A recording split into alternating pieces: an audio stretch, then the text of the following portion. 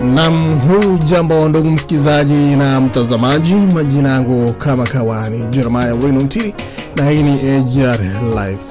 Mwanamke wa Zanzibar ya leo sio kama yule tuliyemzoea, wakiletewa kila kitu na waume zao.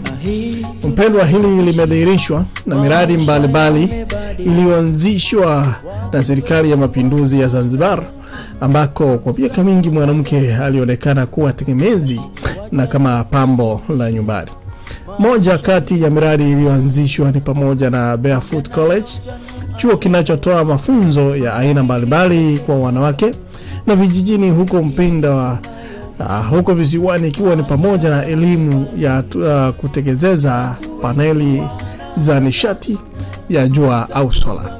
Haya pamoja na mengine mengi, kutana na Winunti hapo kesho katika UN Swahili Radio, ni kukuletea moja kwa moja ndani ya abacusglobalradio.com. Huwa linachanua